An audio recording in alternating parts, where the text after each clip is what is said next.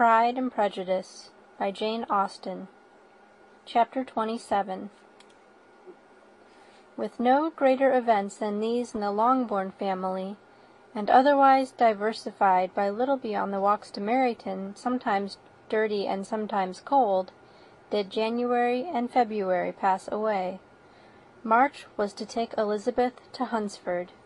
She had not at first thought very seriously of going thither, but Charlotte, she soon found, was depending on the plan, and she gradually learned to consider it herself with greater pleasure as well as greater sincerity. Absence had increased her desire of seeing Charlotte again, and weakened her disgust of Mr. Collins. There was novelty in the scheme, and as, with such a mother and such uncompanionable sisters, home could not be faultless, a little change was not unwelcome for its own sake. The journey would moreover give her a peep at Jane, and, in short, as the time drew near, she would have been very sorry for any delay. Everything, however, went on smoothly, and was finally settled according to Charlotte's first sketch. She was to accompany Sir William and his second daughter.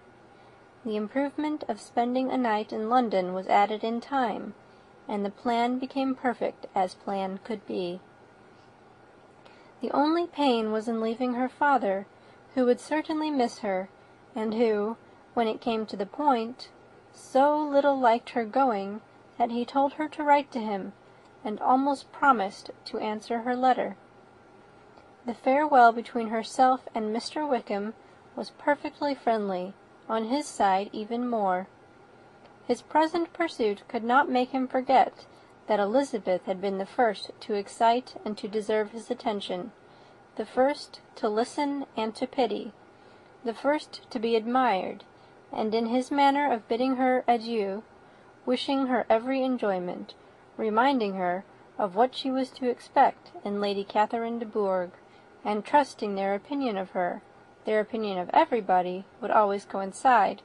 There was a solicitude, an interest which she felt must ever attach her to him with a most sincere regard, and she parted from him convinced that, whether married or single, he must always be her model of the amiable and pleasing.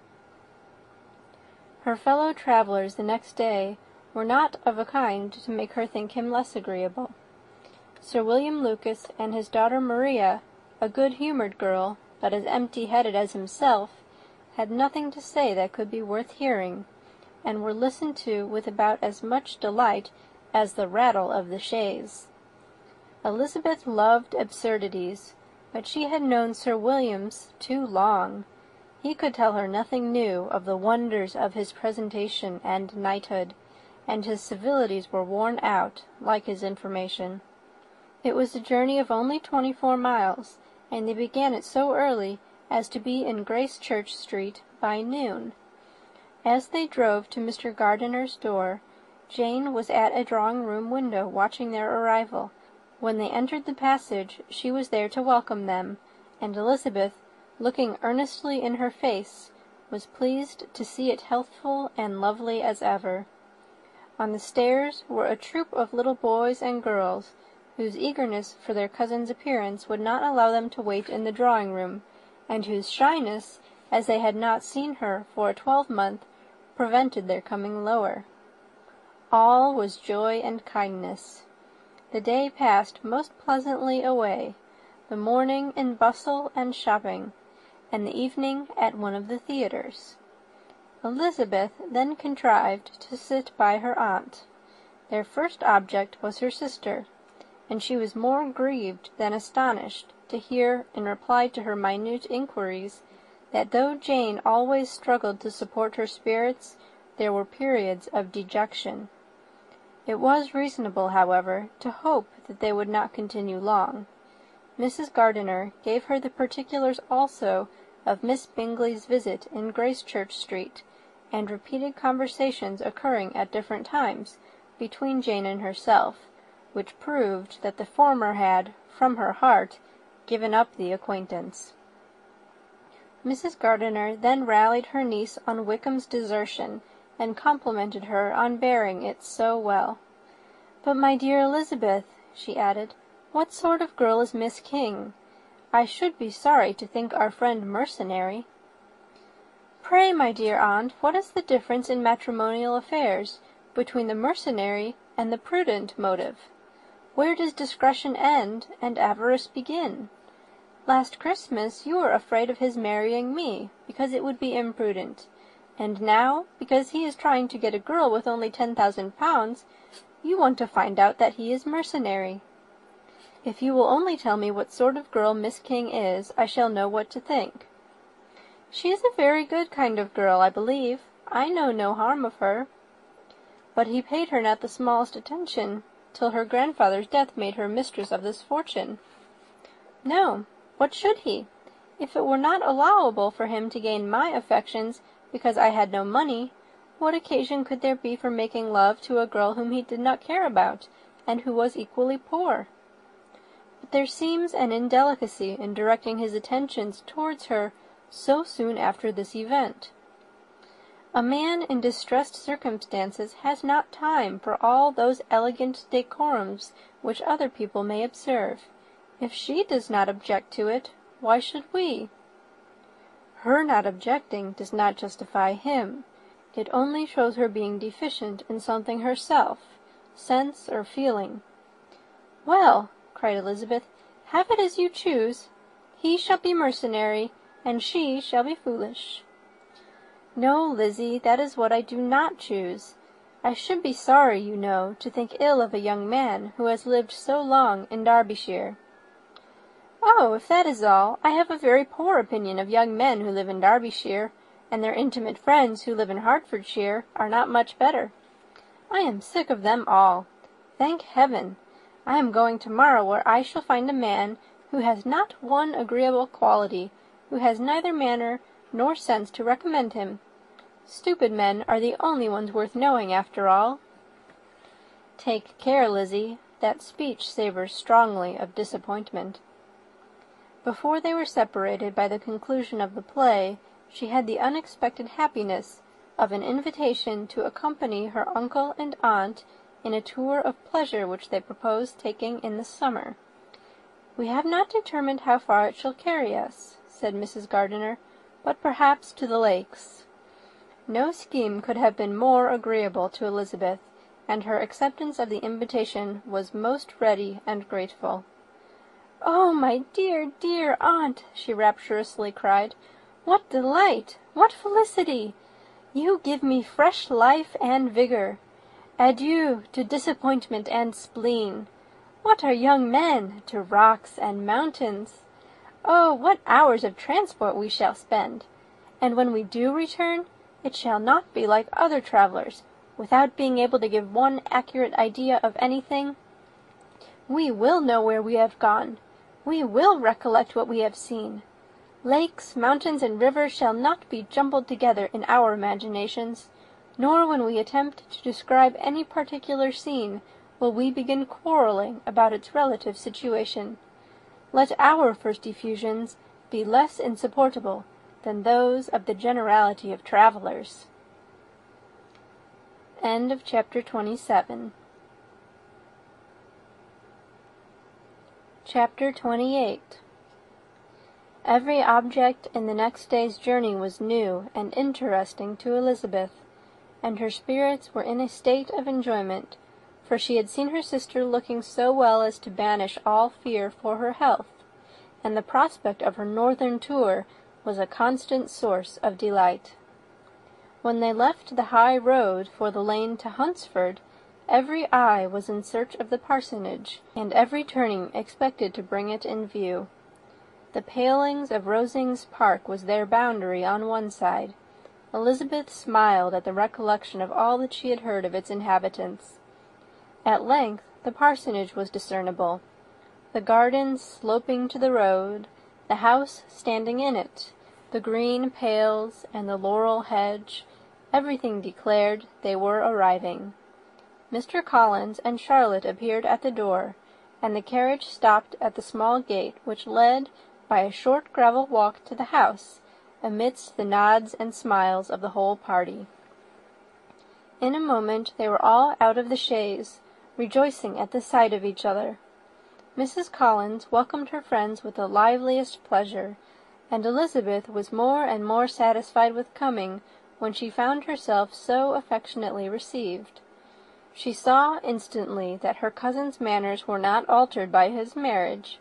His formal civility was just what it had been, and he detained her some minutes at the gate to hear and satisfy his inquiries after all her family. They were then, with no other delay than his pointing out the neatness of the entrance, taken into the house, and as soon as they were in the parlour, he welcomed them a second time, with ostentatious formality, to his humble abode, and punctually repeated all his wife's offers of refreshment. Elizabeth was prepared to see him in his glory, and she could not help in fancying that in displaying the good proportion of the room, its aspect and its furniture, he addressed himself particularly to her, as if wishing to make her feel what she had lost in refusing him. But though everything seemed neat and comfortable, she was not able to gratify him by any sigh of repentance, and rather looked with wonder at her friend that she could have so cheerful an air with such a companion. When Mr. Collins said anything of which his wife might reasonably be ashamed, which certainly was not unseldom, she involuntarily turned her eye on Charlotte. Once or twice she could discern a faint blush, but in general Charlotte wisely did not hear. After sitting long enough to admire every article of furniture in the room, from the sideboard to the fender, to give an account of their journey, and of all that had happened in London, Mr. Collins invited them to take a stroll in the garden, which was large and well laid out, and to the cultivation of which he attended himself.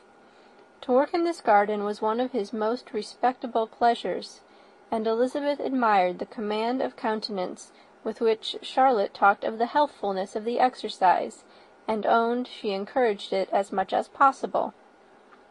Here, leading the way through every walk and crosswalk, and scarcely allowing them an interval to utter the praises he asked for, every view was pointed out with a minuteness which left beauty entirely behind. He could number the fields in every direction, and could tell how many trees were in the most distant clump.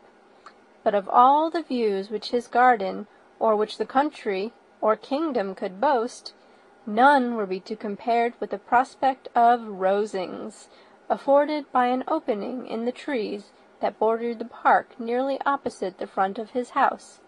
It was a handsome modern building, well situated on rising ground. From his garden Mr. Collins would have led them round his 2 meadows, but the ladies, not having shoes to encounter the remains of a white frost, turned back, and while Sir William accompanied him, Charlotte took her sister and friend over the house, extremely well pleased, probably, to have the opportunity of showing it without her husband's help. It was rather small, but well built and convenient, and everything was fitted up and arranged with a neatness and consistency of which Elizabeth gave Charlotte all the credit. When Mr. Collins could be forgotten, there was really an air of great comfort throughout, and by Charlotte's evident enjoyment of it, Elizabeth supposed he must be often forgotten. She had already learnt that Lady Catherine was still in the country. It was spoken of again while they were at dinner, when Mr. Collins, joining in, observed, "Yes, Miss Elizabeth, you will have the honour of seeing Lady Catherine de Bourgh on the ensuing Sunday at church, and I need not say you will be delighted with her. She is all affability and condescension, and I doubt not but you will be honoured with some portion of her notice when service is over. I have scarcely any hesitation in saying she will include you and my sister Maria in every invitation with which she honours us during your stay here. Her behaviour to my dear Charlotte is charming. We dine at Rosings twice every week, and are never allowed to walk home. Her ladyship's carriage is regularly ordered for us.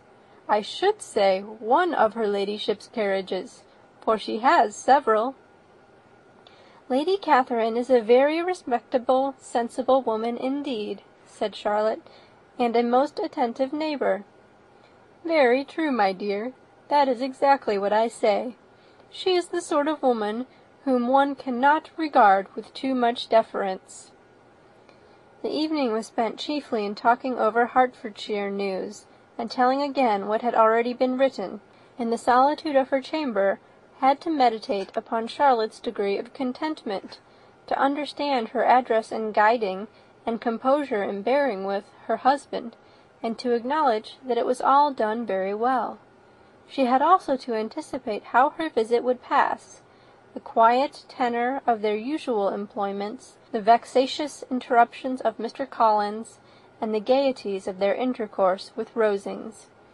A lively imagination soon settled it all. About the middle of the next day, as she was in her room getting ready for a walk, a sudden noise below seemed to speak the whole house in confusion, and, after listening a moment, she heard somebody running upstairs in a violent hurry, and calling loudly after her. She opened the door, and met Maria in the landing-place, who, breathless with agitation, cried out, "Oh, my dear Eliza, pray make haste and come into the dining-room, for there is such a sight to be seen. I will not tell you what it is. Make haste, and come down this moment." Elizabeth asked questions in vain. Maria would tell her nothing more, and down they ran into the dining-room, which fronted the lane, in quest of this wonder. It was two ladies, stopped in a low phaeton, at the garden gate. "And this is all?" cried Elizabeth. "I expected at least that the pigs were got into the garden, and here is nothing but Lady Catherine and her daughter." "My dear," said Maria, quite shocked at the mistake, "it is not Lady Catherine. The old lady is Mrs. Jenkinson, who lives with them. The other is Miss de Bourgh. Only look at her. She is quite a little creature. Who would have thought that she could be so thin and small? She is abominably rude to keep Charlotte out of doors in all this wind. Why does she not come in?" "Oh, Charlotte says she hardly ever does. It is the greatest of favours when Miss de Bourgh comes in." "I like her appearance," said Elizabeth, struck with other ideas. "She looks sickly and cross. Yes, she will do for him very well. She will make him a very proper wife." Mr. Collins and Charlotte were both standing at the gate in conversation with the ladies, and Sir William, to Elizabeth's high diversion, was stationed in the doorway, in earnest contemplation of the greatness before him, and constantly bowing whenever Miss de Bourgh looked that way. At length there was nothing more to be said. The ladies drove on, and the others returned into the house.